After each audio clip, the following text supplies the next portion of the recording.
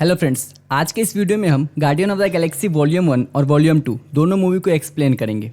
Movie की कहानी शुरू होती है 1988 में, जहां पीटर क्विल नाम के एक बच्चे की मां कैंसर से मर जाती है और जब वो रोते हुए हॉस्पिटल से बाहर आता है तब उसे कुछ एलियन किडनैप कर लेते हैं और उसे पृथ्वी से बहुत दूर लेके चले जाते हैं। ये एलियन लुटेरे थे जिन्हें रेवेजर्स कहा जाता था और उनका लीडर था योंडू योडोंटा। रेवेजर्स पैसे के लिए गैर कानूनी काम करते थे और उन्होंने पीटर को भी इसीलिए किडनैप किया था क्योंकि इसके लिए उन्हें किसी ने पैसे दिए थे। पर योंडू पीटर की डिलीवरी करने के बजाय उसे अपने साथ रख लेता है और उसे अपने ग्रुप का हिस्सा बना लेता है। पीटर क्विल ने कई सालों तक योंडू के लिए काम किया और पूरी दुनिया में स्टार लॉर्ड के नाम से मशहूर हो गया, पर वो योंडू और उसके साथियों से नफरत करता था क्योंकि उन्होंने उसे उसके परिवार से दूर किया था। पीटर हमेशा इसी फिराक में रहता था कि वो कब रेवेजर्स को छोड़ के भाग जाए। फिर 2014 में जेंडार प्लेनेट पे रहने वाला ब्रोकर नाम का एक एलियन योंडू को एक काम सौंपता है। वो उसे मोराइक प्लेनेट से ऑर्ब नाम का एक खास ऑब्जेक्ट लाने के लिए बोलता है, जिसके बदले में ब्रोकर उसे बहुत सारा पैसा देने वाला था।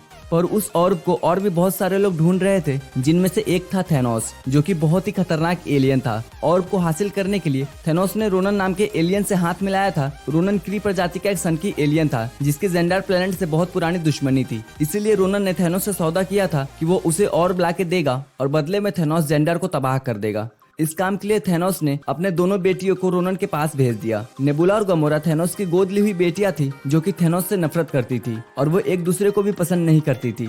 इधर पीटर क्विल को जब योंडू और ब्रोकर के सौदे के बारे में पता चलता है तो वो ऑर्ब लेने के लिए अकेला मोराइक प्लेनेट पे चला जाता है ताकि वो खुद ऑर्ब को बेच के पैसा कमा सके और रेवेजर से पीछा छुड़ाकर भाग सके। फिर जब पीटर उस ऑर्ब को हासिल कर लेता है तभी रोनन के सिपाही भी वहाँ पहुँच जाते हैं और वो पीटर से ऑर्ब छीनने की कोशिश करते हैं, लेकिन पीटर उनके हाथ नहीं आता और ऑर्ब लेके वहाँ से भाग जाता है। जब ये बात योंडू को पता चलती है कि उनसे पहले पीटर ने ऑर्ब चुरा लिया है तो योंडू पीटर को पकड़ने के लिए उसके सर पे इनाम रख देता है। इधर जब रोनन को ये बात पता चलती है कि स्टार लॉर्ड ने ऑर्ब चुरा लिया है तो वो गमोरा को उसके पीछे भेजता है। फिर पीटर जेंडार प्लेनेट पर जाता है ब्रोकर को ऑर्ब बेचने के लिए, पर जब वो ब्रोकर को बोलता है कि उस ऑर्ब के लिए रोनन के आदमी ने उस पर हमला किया था तो ये सुन के ब्रोकर बहुत डर जाता है। वो रोनन के मामले में नहीं पड़ना चाहता था, इसलिए वो ऑर्ब खरीदने से मना कर देता है और पीटर को यहाँ से भगा देता है।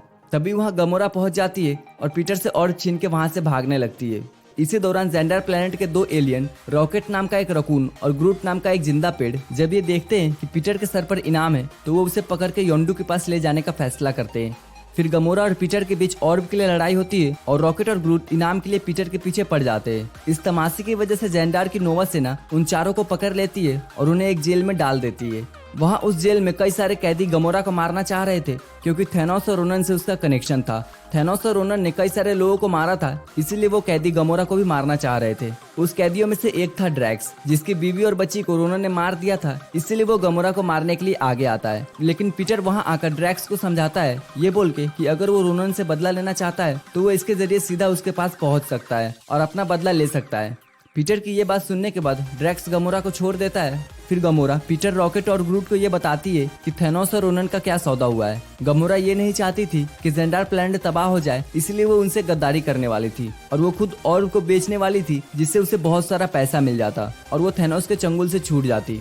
गमोरा पीटर और रॉकेट को ये बोलती है कि उसके पास एक ऐसा खरीदार है जो कि उस ऑर्ब की बहुत ज्यादा कीमत देगा, इसलिए अगर वो उसे जेल से भागने में मदद करे तो वो उन्हें आधा पैसा दे देगी।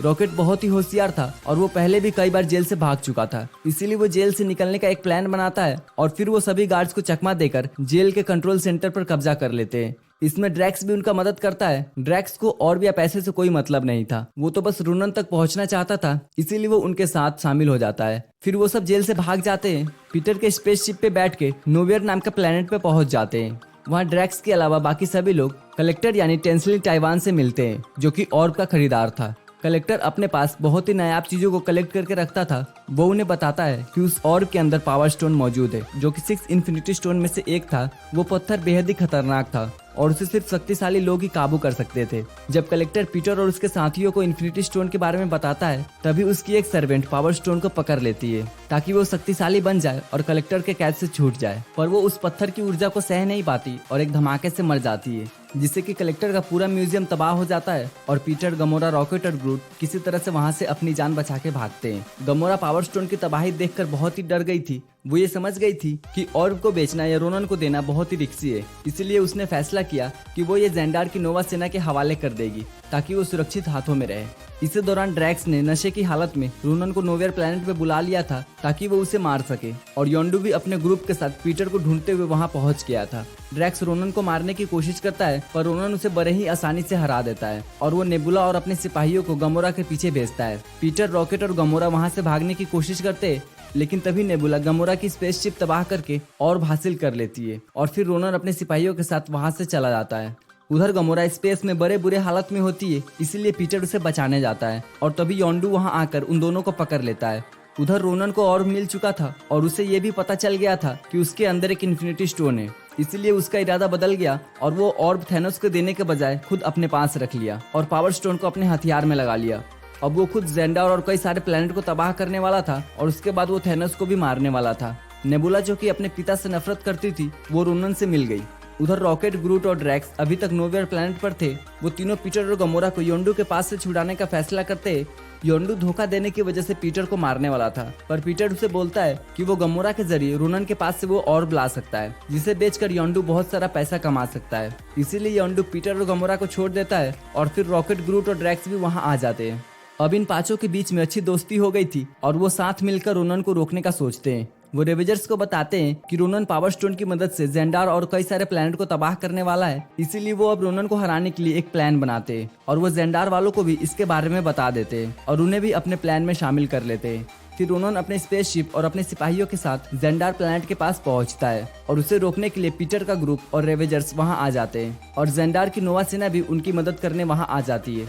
उनका मकसद था रोनन को जमीन से दूर रखना, क्योंकि अगर वो जमीन पर आ गया तो पावर स्टोन की मदद से पूरे ग्रह को तबाह कर देगा। फिर पीटर और उसकी टीम रोनन के स्पेसशिप में छेद करके उसके अंदर चली जाती है। वहीं बाहर नोवा सेना ने अपने स्पेसशिप को जोड़कर एक जाल बना लिया था ताकि रोनन की जहाज आगे न बढ़ पाए, पर रोनन पावर स्टोन का इस्तेमाल करके नोवा सेना को अपने रास्ते से हटा देता है।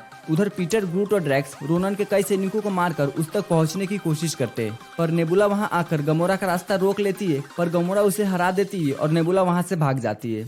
इसके बाद पीटर, गमोरा, ड्रैक्स और ग्रूट रोनन तक पहुंच जाते हैं और उस पर एक बड़े ही खतरनाक हथियार से हमला करते हैं, लेकिन रोनन के ऊपर उस हथियार का कोई असर नहीं होता और वो उन्हें मारने लगता है। पर तभी रॉकेट एक स्पेसशिप से रोनन पर हमला कर देता है जिससे उसका जहाज खराब हो जाता है और वो आसमान से नीचे गिरने लगता है। पीटर और उसके साथी वहां फंस गए थे और उनका वहां से निकलना मुश्किल था, इसीलिए ग्रूट सभी को बचाने के लिए अपने शरीर की शाखाएं खोल के एक कवच बनाता है ताकि बाकी सब सुरक्षित रहे।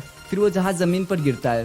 ग्रूट की वजह से सभी बच जाते हैं पर ग्रूट ही मारा जाता है। रोनन अभी भी जिंदा होता है। वो शिप से बाहर आता है और पावर स्टोन की मदद से जेंडार को तबाह करने ही वाला होता है कि तभी पीटर उसका ध्यान भटकाने के लिए उसके सामने नाचना शुरू कर देता है, जिससे कि रोनन कुछ देर के लिए रुक जाता है। उतने में ही रॉकेट और ड्रैक्स उस खतरनाक हथियार को तैयार कर लेते हैं और फिर उससे रोनन के हैमर पर हमला करते हैं, जिससे कि वो हैमर टूट जाता है और पावर स्टोन हैमर में से निकल जाता है। फिर पीटर स्टोन को अपने हाथ में पकड़ लेता है, क्योंकि अगर वो स्टोन नीचे गिर जाता तो पूरा ग्रह तबाह हो जाता।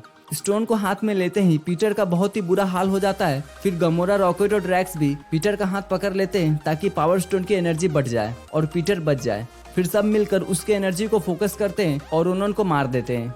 इसके बाद गमोरा उस स्टोन को नए ऑर्ब में बंद कर देती है। फिर योंडू पीटर से वो पावर स्टोन मांगता है, लेकिन पीटर उसे दूसरा ऑर्ब दे देता है जिसमें ऑर्ब नहीं था। बाद में वो जेंडार सेना को असली वाला ऑर्ब दे देते हैं जिसमें पावर स्टोन था। पीटर और उसके साथियों ने पूरे गैलेक्सी को तबाह होने से बचा लिया था, इसीलिए सब उन्हें गार्डियन ऑफ द गैलेक्सी के नाम से जानने लगते हैं और उनका पूरा क्रिमिनल रिकॉर्ड भी मिटा दिया जाता है। जेंडार की नोवा सेना पीटर को ये बताती है कि उसके बॉडी का चेकअप करने से उन्हें पता चला है कि वो सिर्फ आधा ही इंसान है। उसके पिता एक प्राचीन अंतरिक्ष जीव थे जिनकी शक्ति पीटर में भी मौजूद है, इसलिए वो पावर स्टोन को इतने देर तक संभाल पाया। और पीटर के बचपन में योंडू ने पीटर के पिता के कहने पर ही उसे किडनैप किया था, जिसके बारे में हमें इसके अगले पार्ट यानी कि guardian of the Galaxy volume 2 में पता चलेगा। फिर पीटर का ग्रुप एक स्पेसशिप में बैठकर पूरे ब्रह्मांड में घूमने निकल जाते हैं। रॉकेट ने ग्रूट की एक बची हुई टहनी को एक गमले में लगा दिया था, जिससे एक नया ग्रूट का जन्म होता है। वॉल्यूम 2 की कहानी वॉल्यूम 1 के 3 महीने बाद की है। कहानी शुरू होती है सोवेरियन नाम के प्लेनेट से, जहाँ की रानी का नाम आयशा है। ये पूरा प्लेनेट यहाँ तक कि पूरे लोग काफी हाईटेक होते हैं। आयशा गार्डियन की टीम को एक खास तरह की बैटरी की सुरक्षा के लिए बुलाती है, क्योंकि इन बैटरीज को इब्लिस नाम का मॉन्स्टर चुरा लेता था। गार्डियंस बैटरी की सुरक्षा कर रहे होते तभी वो मॉन्स्टर वहाँ आ जाता है और इन पर हमला करता है, लेकिन गार्डियंस साथ मिलकर उस मॉन्स्टर को खत्म कर देते हैं। मॉन्स्टर के मरने के बाद रॉकेट वहाँ से कुछ बैटरी चुरा लेता है, पर इसके बारे में वो किसी को कुछ नहीं बताता।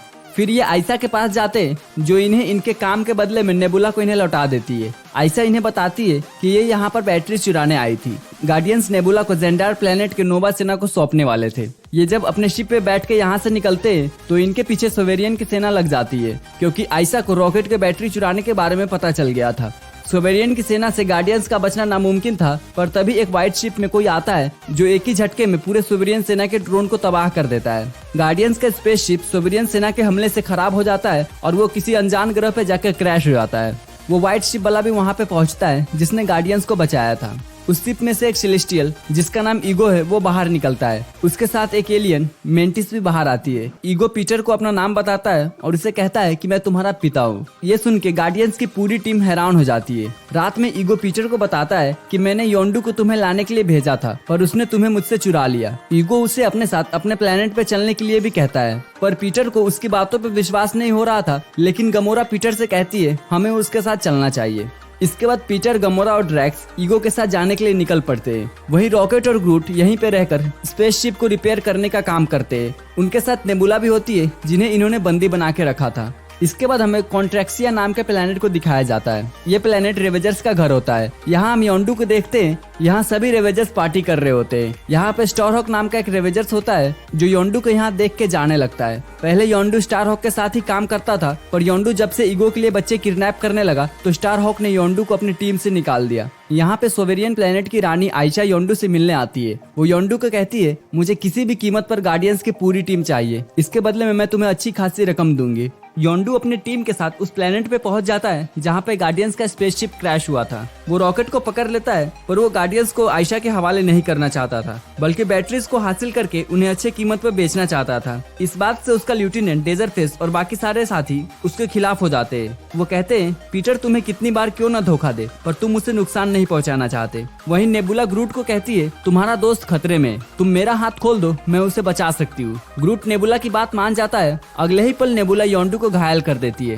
योंडू के घायल होने के बाद डेजरफेस रेवेजर्स का सरदार बनता है और योंडू और रॉकेट को बंदी बना लेता है। साथ ही योंडू के सभी वफादार साथियों को अंतरिक्ष में मरने के लिए फेंक देता है। नेबुला उन्हें बताती है कि मेरे पिता थैनोस बचपन में मेरी बहन गमोरा से मेरा फाइट करवाते थे, और जब मैं वो फाइट हार जाती थी तब मेरे शरीर के एक अंग को काट के उसके जगह मशीन लगा देते थे। इसीलिए मैं पहले गमोरा को मारूंगी, उसके बाद थैनोस को। वो उनसे एक शिप लेके ईगो प्लैनेट की तरफ निकल जाती है। वहीं रात में योंडू और रॉकेट के पास क्रैगलिन आता है। वो योंडू को उसके तीर का हेलमेट देता है जो कि बहुत ही खतरनाक हथियार है, और वो उसके दिमाग के पावर से चलता है। इससे वो शिप में सभी को मार देता है और शिप को ब्लास्ट करके वहाँ से चला जाता है। पर मरने से पहले डेजरफेस आयशा तक योंडू की लोकेशन भेज देता है और बता देता है कि उसने तुम्हें धोखा दिया है। दूसरी तरफ पीटर को ईगो बताता है कि हम सेलेस्टियल है, और जब मैं इंसान के रूप में धरती पर गया तब मैं तुम्हारी माँ से मिला और मुझे उससे प्यार हो गया, और फिर तुम पैदा हुए, इसीलिए तुम आधे इंसान और आधे सेलेस्टियल हो। ईगो पीटर को उसका पावर भी सिखाता है और बताता है कि अगर तुम चाहो तो अपना खुद का एक प्लेनेट बना सकते हो। इस प्लेनेट पर नेबुला पहुंच जाती है और अपने स्पेसशिप से गमोरा पर हमला करती है। गमोरा अपनी जान बचाने के लिए एक गुफा के अंदर चली जाती है। नेबुला स्पेसशिप को गुफा के अंदर क्रैश कर देती है। गमोरा उसके शिप से टूटी हुई गन से उस पर हमला कर देती है। नेबुला शिप में फंस जाती है, पर इससे पहले कि शिप ब्लास्ट होता गमोरा उसे बचा लेती है। नेबुला एक बार फिर से उस पर हमला करती है। वो अपने खंजर से गमोरा को मारने वाली होती है, पर वो अंतिम समय में खुद को संभाल लेती है और गमोरा को छोड़ देती है और कहती है मैं जीत गई। तुम्हारे वजह से थैनोस ने मेरे शरीर का एक एक हिस्सा काट दिया और उसके जगह पे मशीन लगा दिया। तुम सिर्फ जीतना चाहती थी, जबकि मैं तुम्हारे अंदर अपनी बहन ढूंढ रही थी। गमोरा को अपनी गलती का एहसास होता है और अपने सौतेले बहन नेबुला के गुस्से और नफरत का कारण समझ आता है। इसीलिए अब ये दोनों एक हो जाते हैं। ये दोनों यहाँ पर कंकालों का बहुत बड़ा ढेर देखते हैं। वो समझ जाते हैं कि ये जगह सुरक्षित नहीं है, इन्हें यहाँ से जल्दी निकल जाना चाहिए। ये दोनों ड्रैक्स के पास जाते हैं। यहाँ पे ईगो के साथी मेंटिस भी होती है। वो सभी को बताती है कि वो कंकाल ईगो के बच्चे के हैं जिन्हें खुद उसने मारा है। दूसरी तरफ पीटर को दिखाया जाता है जहाँ उसके पिता ईगो से बताते हैं कि करोड़ों सालों में मैंने कई ग्रह बनाए हैं और ब्रह्मांड का विस्तार ही मेरा मकसद है। मैं लाखों प्लेनेट पे गया और वहाँ मैंने संबंध बनाया। जब मेरे बच्चे होते थे तो योंडू उन्हें चुरा के मेरे लिए लेके आता था, पर किसी के अंदर मेरी शक्तियाँ नहीं थी, वो मेरे किसी काम के नहीं थे। पर तुम्हारे अंदर मेरी शक्तियाँ है और अब हम दोनों मिलकर ब्रह्मांड का विस्तार करेंगे। मैंने हजारों ग्रहों पर एक खास पौधा का अंकुश छोड़ा है जिससे हम सभी ग्रहों को अपने हिसाब से बदल देंगे। आगे ईगो पीटर को बताता है कि मुझे तुम्हारी मॉम अच्छे से याद है। मैं जब उससे तीसरी बार मिला तब उसके दिमाग के अंदर ट्यूमर डालते वक्त मेरे हाथ कांपे थे। ये सुनते ही पीटर को गुस्सा आता है कि उसके मॉम के मौत का कारण उसके पिता है, इसीलिए वो अपने गन से ईगो पर हमला करता है। पर ईगो को मारना इतना आसान नहीं था, वो बहुत ही शक्तिशाली था। पीटर के इस हरकत से ईगो को गुस्सा आ जाता है और वो एक पावर पॉइंट को पीटर के शरीर के आर पार कर देता है और उसे कहता है कि अब मैं तुम्हें एक बैटरी की तरह इस्तेमाल करूंगा। तभी वो पौधे के जड़े जिसे ईगो ने हर प्लेनेट पे लगाया था वो एक्टिव हो जाते हैं और हर ग्रह पर उस पौधे का आकार बढ़कर उस ग्रह को खत्म करना शुरू कर देता है। तभी वहाँ योंडू और रॉकेट पहुंच जाते हैं और अपने स्पेसशिप से ईगो को कुचल देते हैं। गमोरा पीटर को स्पेसशिप पे लेके आती है, पर पीटर जानता है कि ईगो जिंदा है और वो हर ग्रह से जीवन खत्म करना चाहता है, इसीलिए उसे मरना होगा। इनके साथ मैंटिस भी होती है जो पहले ईगो के लिए काम करती थी। वो उन्हें बताती है कि अगर ईगो को मारना है तो हमें इस ग्रह के मिडल यानी कि पाताल में जाना होगा। वहीं उसका दिमाग है जो कि एक सुरक्षा कवच के अंदर है।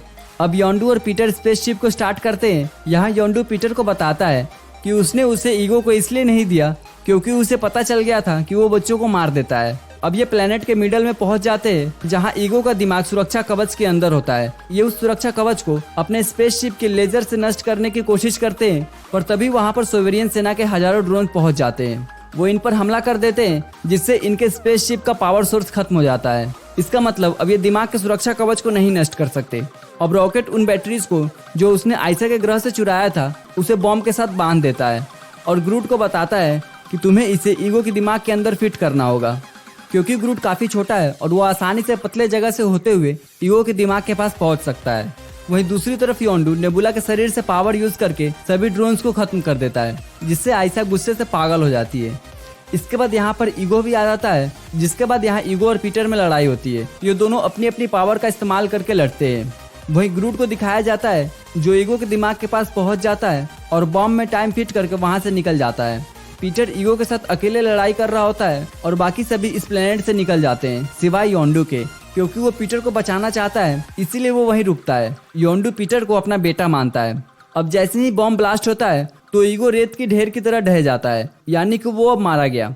यहाँ पीटर को भी लगता है कि वो भी अब मर जाएगा, पर तभी योंडू वहाँ आ जाता है और उसे अपने साथ उड़ा के स्पेस में ले आता है और उसके पास जो स्पेस सूट होता है वो उसे पीटर को पहना देता है। मरने के पहले योंडू पीटर को कहता है कि तुम मेरे बेटे हो, क्योंकि बचपन से ही योंडू ने पीटर को पाला था। यहाँ पर योंडू की मृत्यु हो जाती है, जिसके बाद ब्रह्मांड के सभी लुटेरे जिन्होंने उसे लुटेरे की बिरादरी से निकाल दिया था वो सब उसका सम्मान करते हैं। वहीं नेबुला भी गमोरा को छोड़ के चली जाती है, क्योंकि वो थैनोस को मारकर अपना मकसद पूरा करना चाहती है। गमोरा भी अब एक्सेप्ट कर लेती है कि वो पीटर से प्यार करती है। मिड क्रेडिट सीन में हमें दिखाया जाता है कि क्रैगलिंग योंडू के एरो को चलाने की कोशिश करता है। ये एरो ईगो से लड़ाई के वक्त टूट गया था, पर बाद में रॉकेट ने इसे ठीक कर दिया था, जिसके बाद पीटर ने एरो को क्रैगलिन को दे दिया। क्रैगलिन एरो को कंट्रोल करने की कोशिश करता है। इसी दौरान एरो ड्रैक्स को जाके लग जाती है और वो चीखने लगता है। वही हमें दिखाया जाता है कि आयशा एक आर्टिफिशियल योद्धा बना रही होती है जिसका नाम होता है एडम, ताकि वो गार्डियंस को खत्म कर सके। सो फ्रेंड्स, ये थी guardian of the Galaxy volume 2 movie की एक्सप्लेनेशन वीडियो। अगर आपको ये वीडियो पसंद आई हो तो वीडियो को लाइक करके चैनल को सब्सक्राइब कर लीजिएगा। तो फिर मिलते हैं आपसे अगले वीडियो में, तब तक के लिए गुड बाय।